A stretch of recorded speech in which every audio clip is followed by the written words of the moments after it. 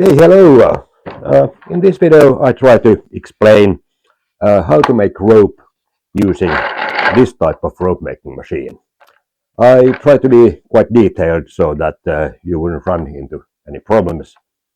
But let's start with a bit of a theory in rope making. Okay, if we start by taking a look how rope is constructed and a little bit about namings of the parts and so on and so forth. So a rope is basically nothing else but a very thick yarn or thread or whatever you want to call it, made in the same way as all other smaller size cords and threads. Constructed usually of 3 strands. A 3-strand rope in this size is the strongest construction, so that's why it has 3 strands instead of 2 or 4. And each strand is twisted around each other, forming what we call a Z-lay. If you take and if you take a picture, a letter Z here between the strands, that's a Z-lay, and each strand has a lay in opposite direction, and that's what we call an S-lay. You can imagine a letter S there. So here we have Z-lay, and here we have S-lay. And each strand is constructed of 2 or more yarns, rope yarns. Yeah, we have 1, 2, 3, 4, 5, 6, 7, 8. 8 yarns in this one. For a larger rope, you have more yarns. For thinner rope, you have less yarns. At least 2 yarns is needed for the construction. And each yarn, take 1 yarn here, has the same lay as in rope, a Z-lay.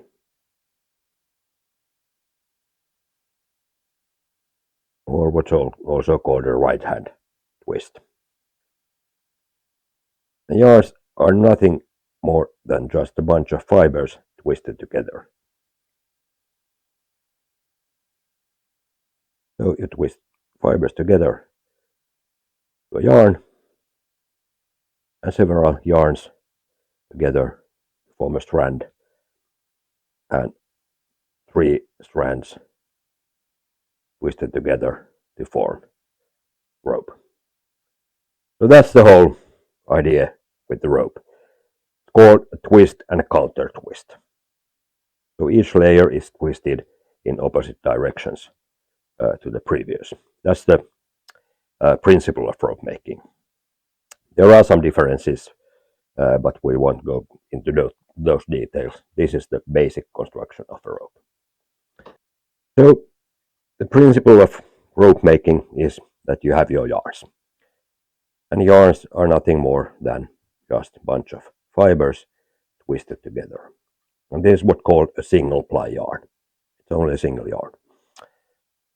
And if I take a piece of my yarn here, and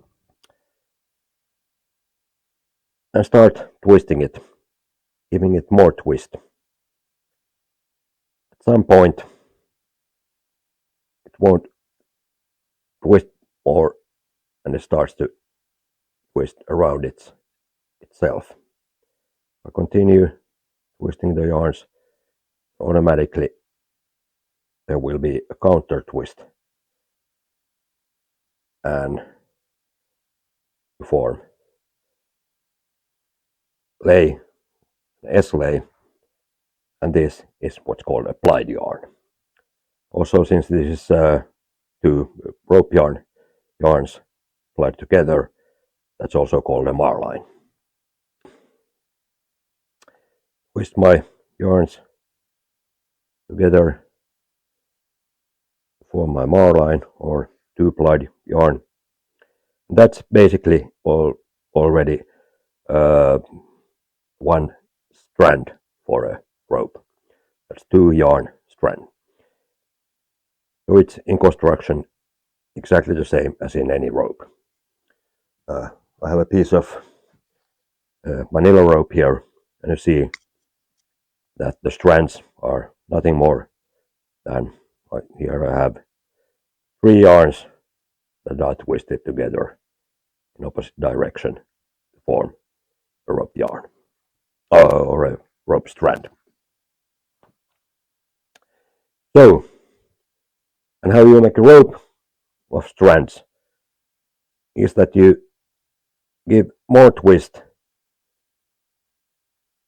a strand. You over twist the strand as hard as you like, and at some point it doesn't become any harder. It locks the construction, and then it starts to twist around itself.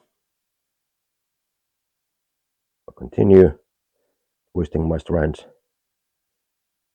and automatically it forms a 2-strand rope, which have a Z-lay, opposite direction from the strands. Strands have S-lay, the rope becomes Z-lay. And that's already a 2-strand rope. Now I can take one more strand here and lay it between the 2 strands here. And that way we already get a 3-strand rope. And that's the whole principle of rope making. Having yarns in one direction, strands in other direction, and the rope forms automatically in the same direction as the yarns.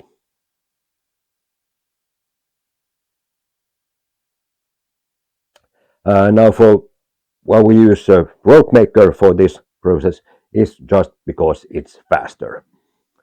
Now rope making machine isn't anything else but 3 hooks that rotate in the same direction at the same speed. And this allows us to make all the 3 strands at once, so it's only a faster way of doing it. And depending on the speed of your machine, so you can make it even faster. This is about 4-to-1. So one rotation of the handle makes hooks rotate 4 times. And let's see how you use a rope making machine like this to make your rope.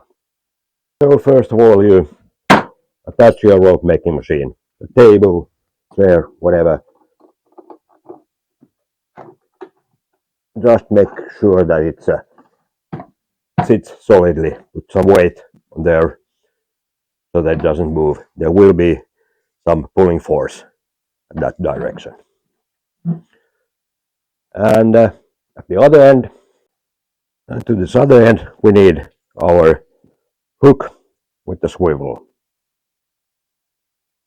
And here's it simple to use pulleys. So you put your one pulley in about the same height as the rope maker,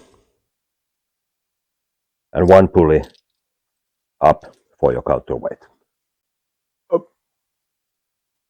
Take your hook,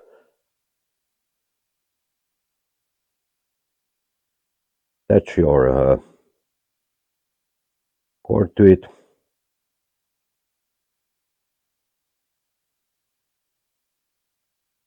now I use plated cord for prevent it from twisting too much. And you feed your cord through the pulley here, up,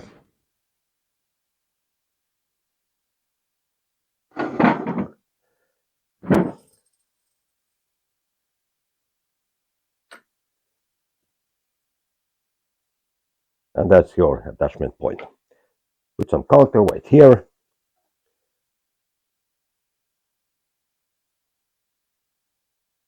whatever you have.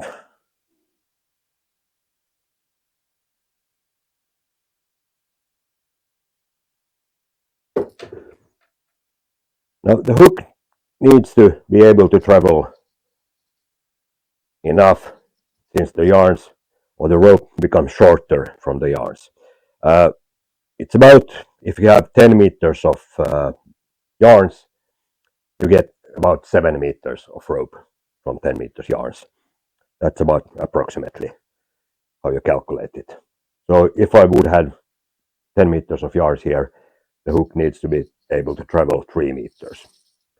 But here we'll be making just a short 3-4 meters rope, so 1 meter is enough here. So that's about the room height. So here we have a hook traveling up the pulley here and down to our counterweight. So let's start. So let's start by making a, say, 3 mil rope. This is the yarn I use for it. And it's a good arrangement for pulling your yarn.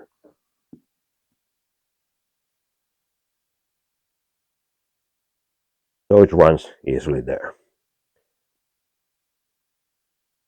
So first we attach our yarn to hook here. And just use whatever knot you like. Just that it holds there. And to keep the hook from traveling while you're pulling the yarns, you need to put some kind of stop there, whatever you have at hand. That prevents the hook from traveling while you are pulling. You'll take that away when you start making the rope. Then I know that this size of yarn, if I use 6 yarns for each hook, I get a 3 mil rope. And that's what we'll be making here at first. So what I have here is 6 yarns for each hook. And they go together in one hook in this end. And I just tie this off. Just put a couple of hitches there, so that's enough. Try to get the yarns about the same length so that they have about the same tension. Now I can take my stop here so that everything moves freely here. Check that my hook, put there, stop that from rolling. So that I have my swivel working nicely. Hook is rotating freely. That's important. Then I have my top, which I place between the strands. Now here we come to the subject of making hard laid cordage. And that's where top comes into play. That's with the top you adjust the hardness of the lay. So let's say that I wouldn't have any top here at all. So what happens? So I'll twist my strands.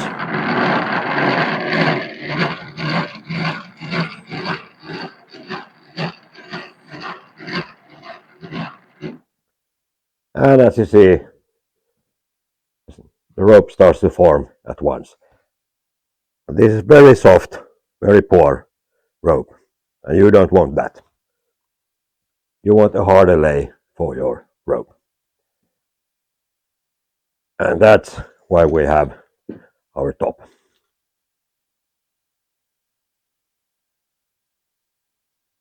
I'll put my top between the strands.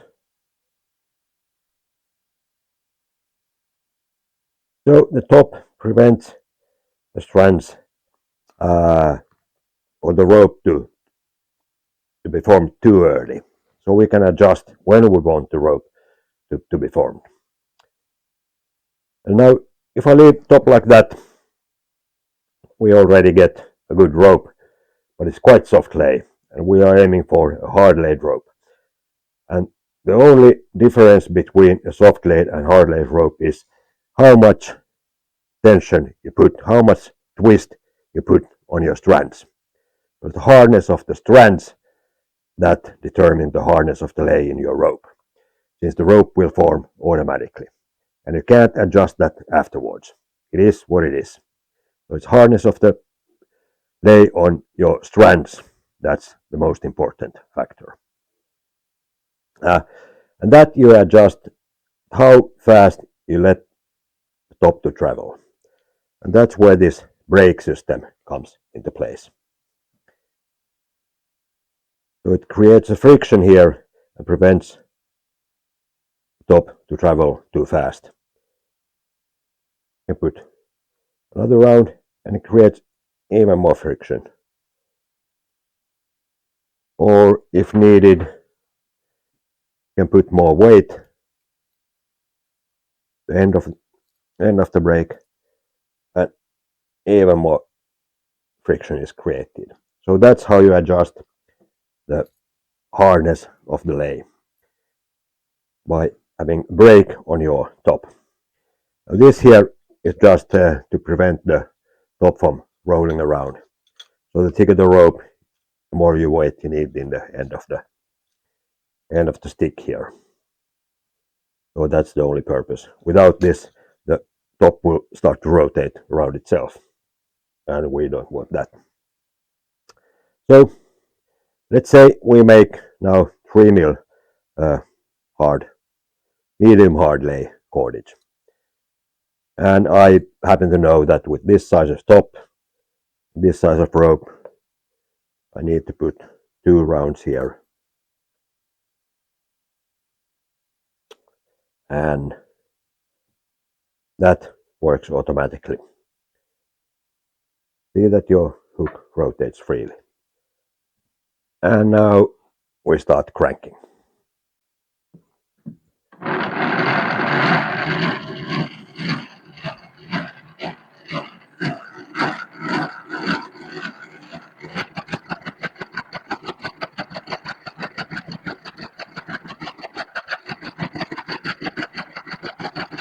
And as you see, the strands are getting shorter, but the top doesn't move yet.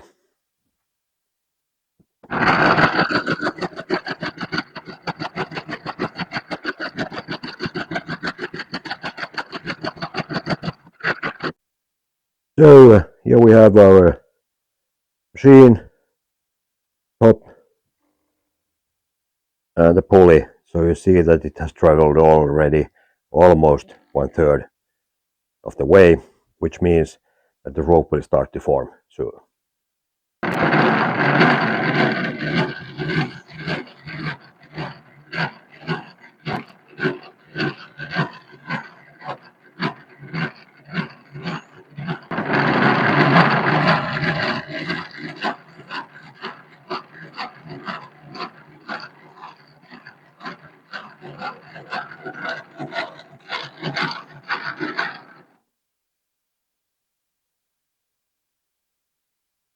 And there you have it.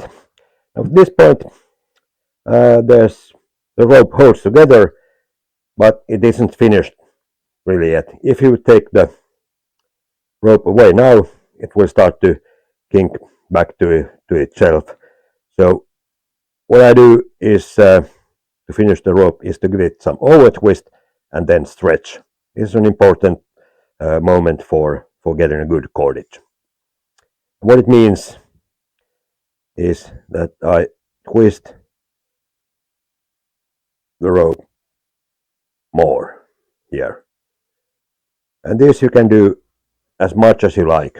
You can't give too much over twist. It will open back when you let go. But you give over twist and then a good stretch.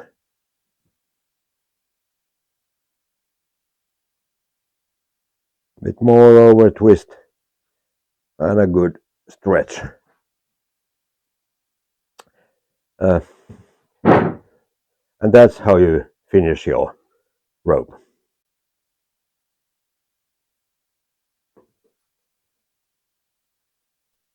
Okay, let's take a look. Now, here I have the end that I gave more twist and stretch.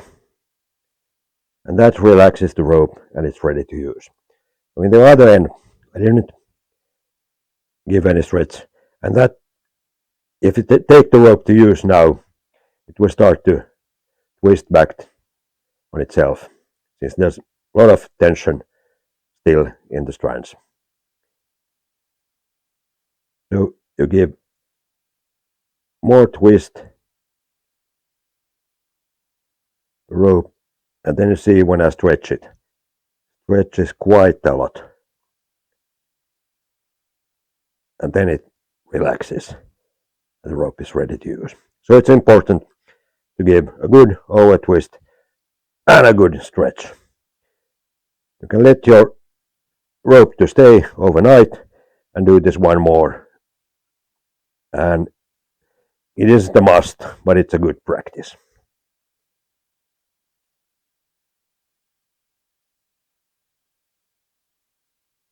And when you do this properly, you have your rope ready for use. So that's how you make a small rust cordage. Let's take a look if we make a bit larger cordage.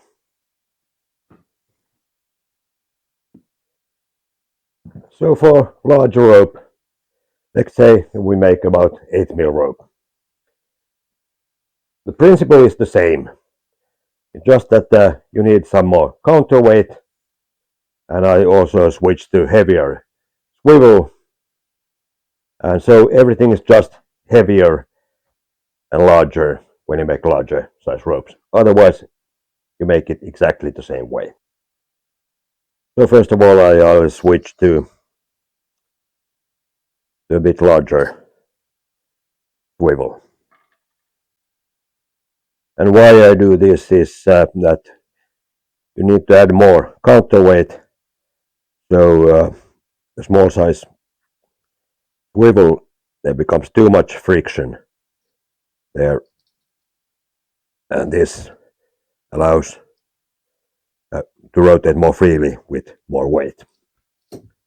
That, stop, and then more counterweight. Let's say a hammer.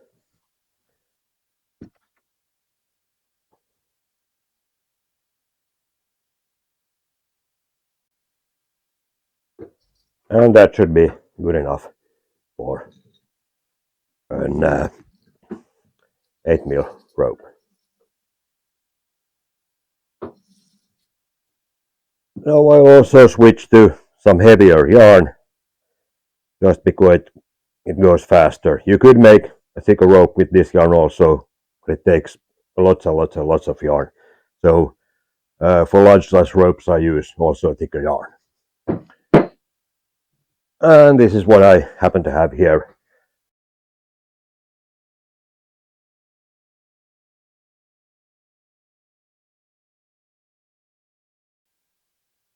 And this is what I use for this one. That's jute yarn. Now, if you pay close attention, you see that this is not an actual rope yarn, since this is a 2-ply yarn. So it has the twist for the yarns in wrong direction. Now, you can make a good rope out of this type of yarn also. This is the most likely the type of yarn you will find.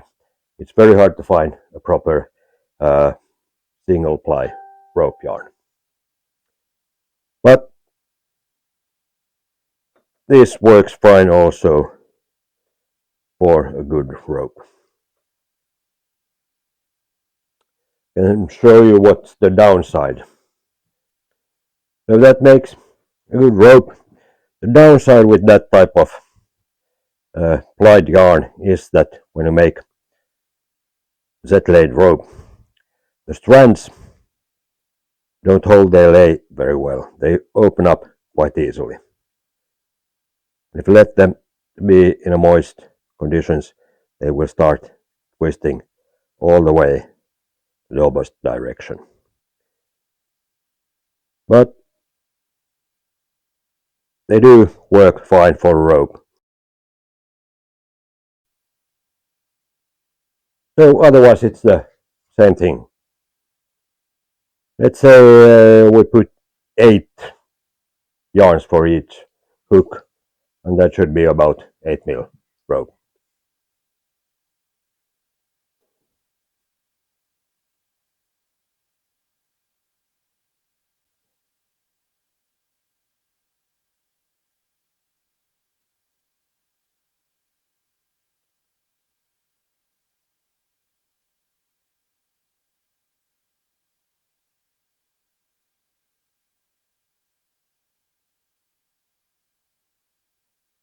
I always cut those away so that they don't tangle up.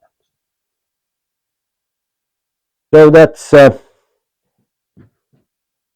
yards for each hook, and that makes about 6mm rope, I guess. So otherwise we make this exactly the same way as the smaller size rope. My top here, a bit more counterweight to prevent the top from rolling around, more counterweight in the end here, and for brake I make 2 rounds, the same amount of weight, just because the yarn has a more friction than the small cotton yarn, so I know that it's going to be a good rope. That one away, see that everything moves freely here, and we are good to go.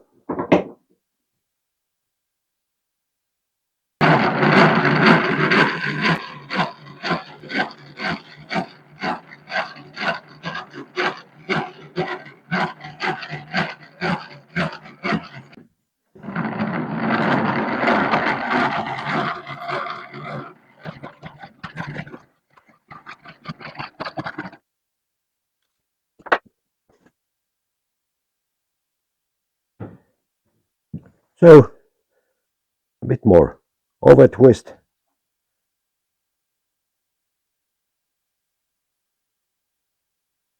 and a good stretch.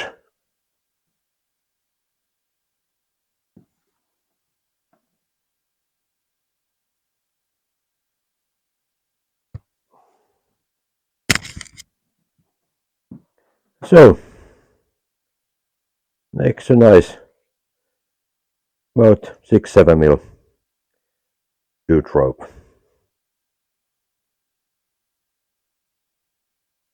So next let's take a look what can go wrong in rope making. Okay, some of the problems you might run into when making rope. Problem, especially when making very small size ropes, 1mm, 2mm, is that your strands snap.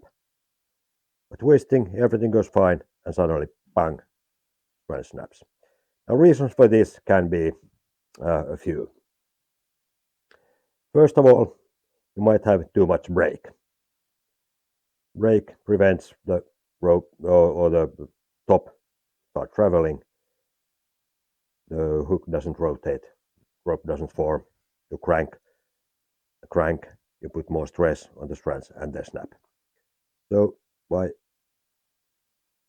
putting less break, everything works fine. Especially with very small size ropes, you might want to have no break at all, and everything works fine. Another reason that can be the problem is your swivel. It is stuck or poorly lubricated. I use just a thin oil to lubricate the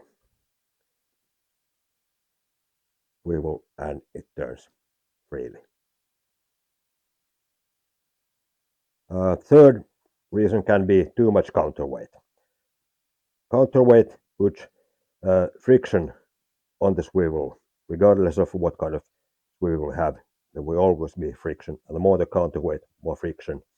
And there's very little force in small size cordage. And if the hook doesn't turn freely, the rope doesn't form and the strands snap. So very little counterweight and very little break, and everything works fine.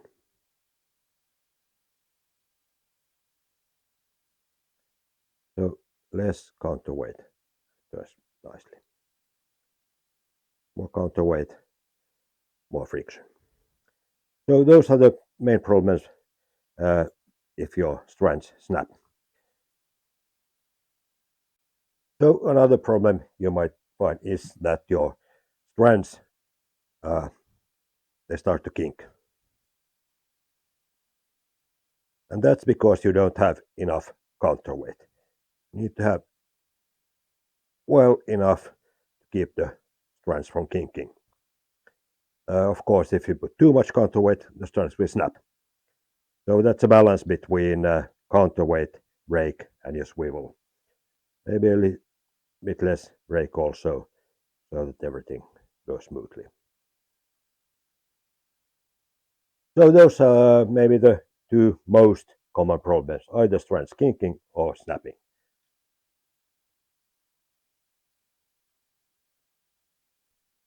So I hope that all goes well for you, and in case you have any problems, don't hesitate to call me and we'll sort it out.